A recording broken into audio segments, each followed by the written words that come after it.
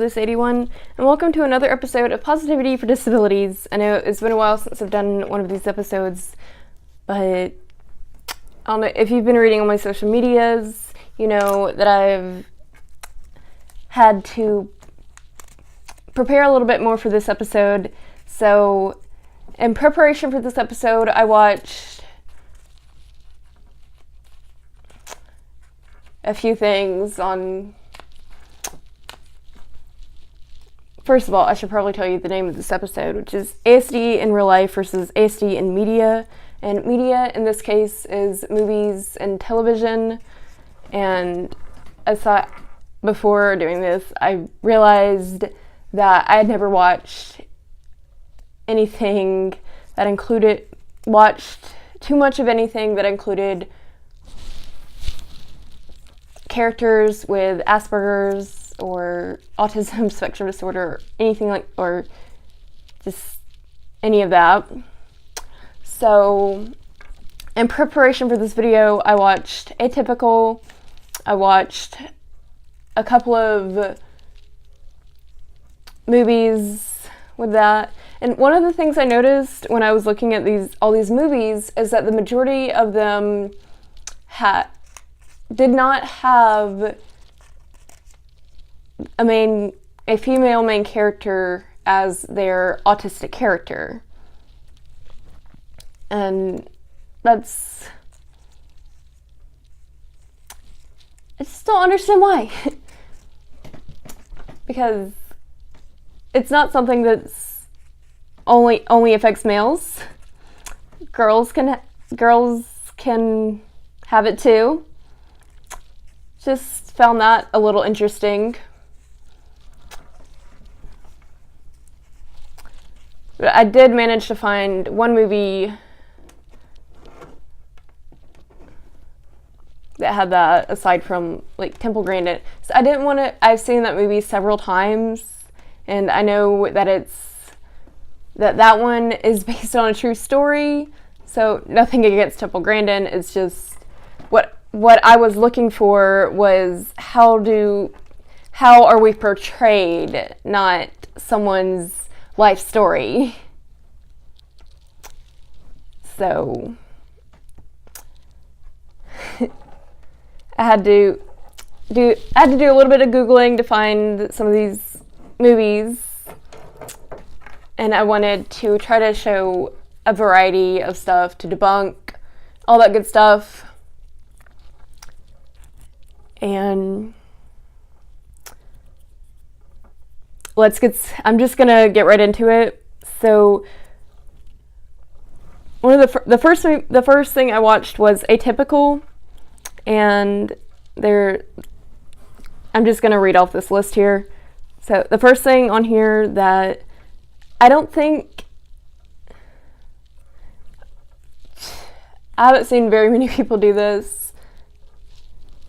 So in one of the episodes of Atypical, there's a scene where Sam, the main character, is at a dinner with his girlfriend and her family.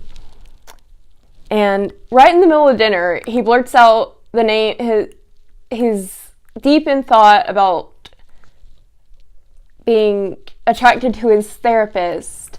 And all of a sudden during dinner, he blurts out his therapist's name. Now, yeah, I mean, I sometimes think about other things when I'm talking to people, but I don't always verbalize that. There may be some people that that are autistic or have ASD that do this, but I have personally never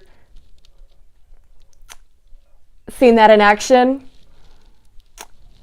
So another thing I saw consistently throughout the Atypical series, is that he was always taking notes on literally everything, like in his life, about like how to do things, like stuff, what not to do, like always taking note of society rules. As if he would be tested on it later I don't know that. I don't do that. I don't know anyone with this disorder that does. There might be someone out there that does, but I have never seen anyone do that on the spectrum myself. So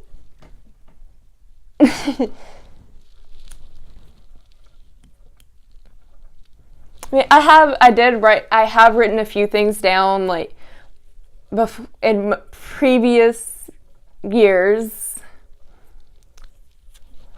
but the stuff that I write down isn't necessarily everyday things.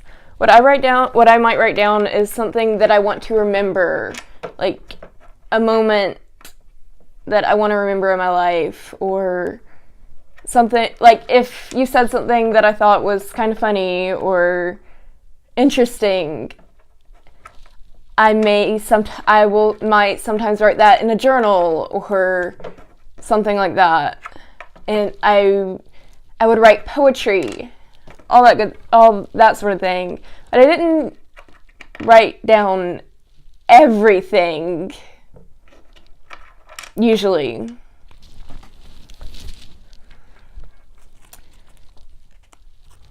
So there's might be a little bit of truth about that, but I don't take notes on it as if I'm going to be tested on it. Because ASD or not, who does that? Another thing, difficulty would change. Now that portrayal, that part of it is actually true. A lot of us do actually have a hard time with change, and I'm not just saying that from my experience. I don't know if any of you guys follow me on Twitter and Instagram. I have a little bit of an autism following there, and on Twitter, most all of my followers are either parents of those who are autistic or they are themselves. And this is what my debunking of these portrayals is based on, what I've seen in posts and my own, as well as my own experiences as well. So that's where I'm getting this information from. Another thing I saw in there, this is another thing from Atypical, that we have no filter, that we're incapable of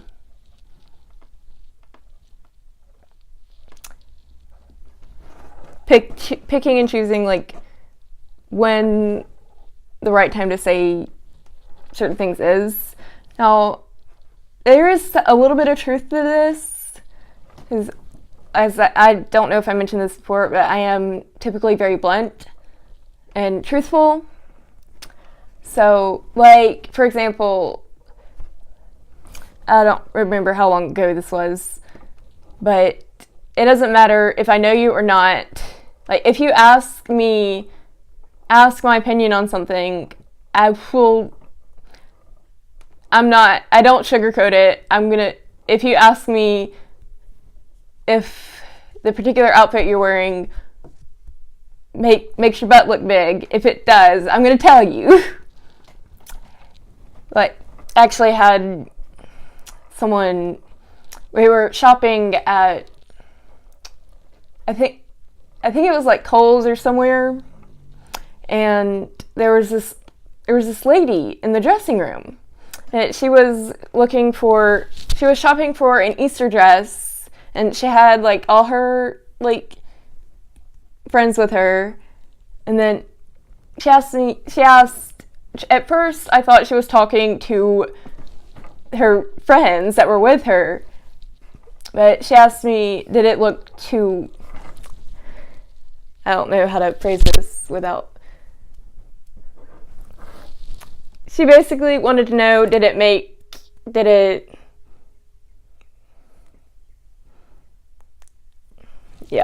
she wanted to make sure it didn't make her butt stick out too far and didn't look bad in this area, which it didn't. But at first I did not know what she was talking to me. But then when she repeated the question and looked right at me, I knew, like, oh, you're talking to me. I was like, but yeah, that's that story. And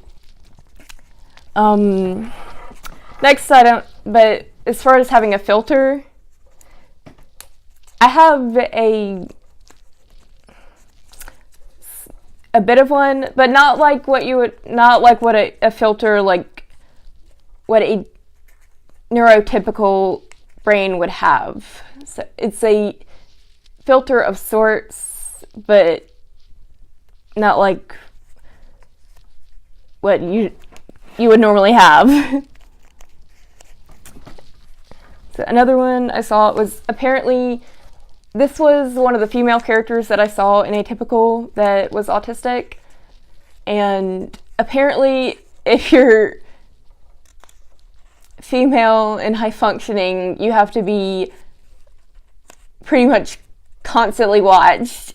And the scene that I'm referring to, the girl was, I forget the character's name, she was getting a tour of an ambulance, and she's obsessed with anything to do with doctors, nurses, all that, like, stuff like that. And she'd gotten into the needles.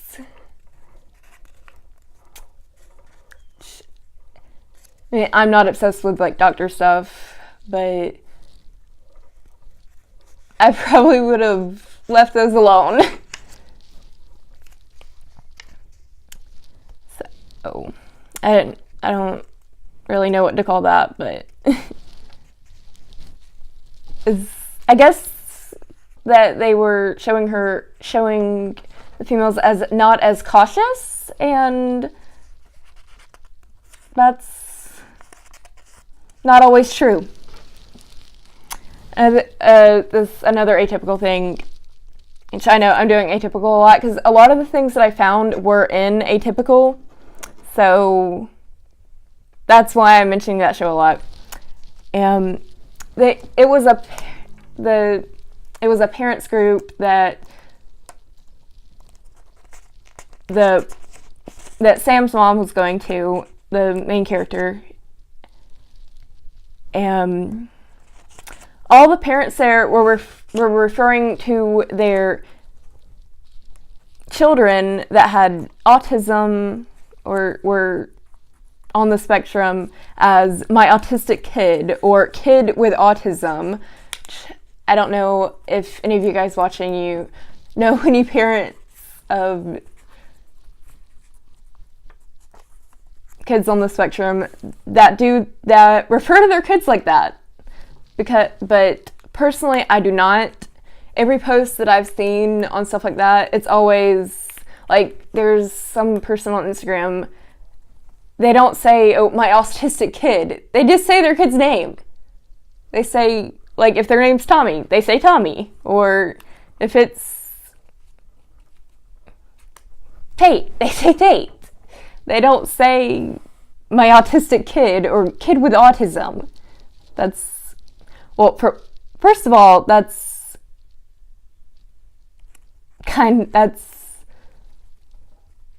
not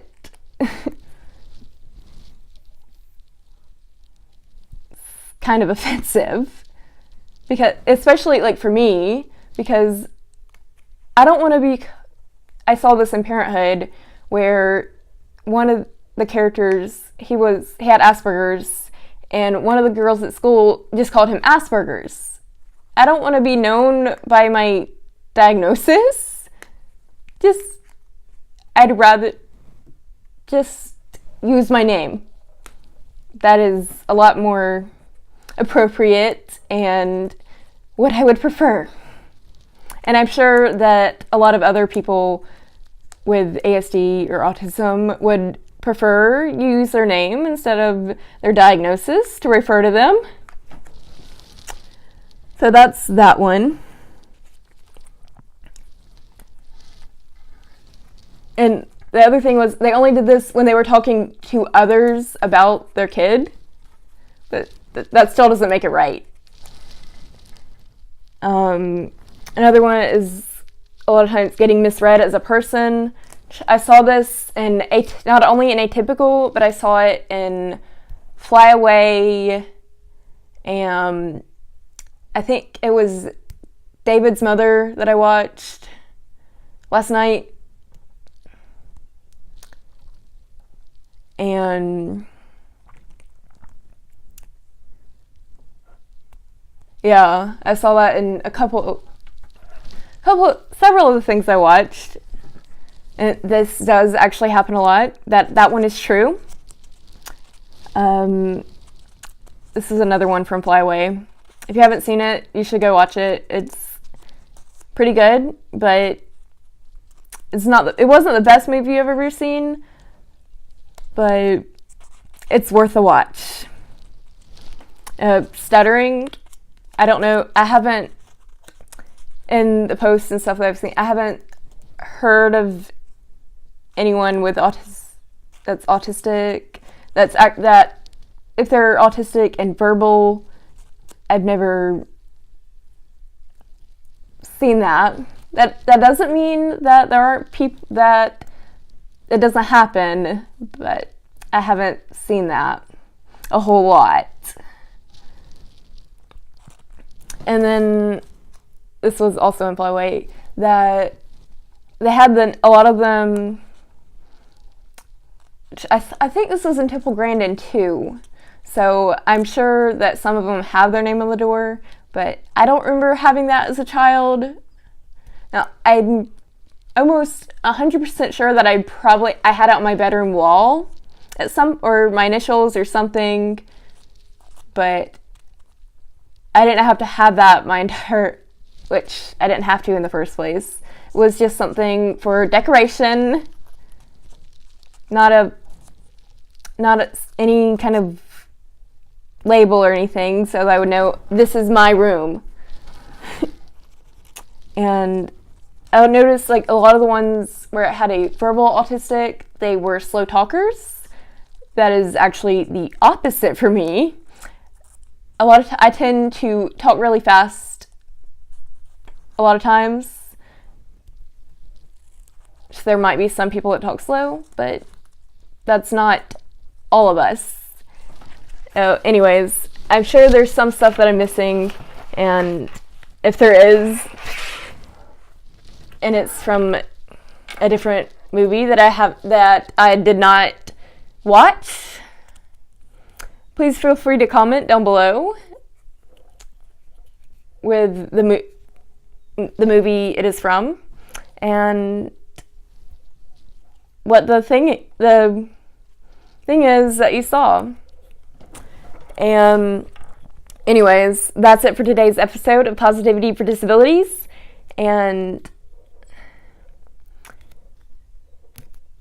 if you like this video, please be sure to like, comment, and subscribe. Also, if you want, you can like me on Facebook, follow me on Pinterest, Twitter, and Instagram at lgrace1226, and add me on Snapchat. Now, thanks for watching, and I'll see you in the next video. Bye!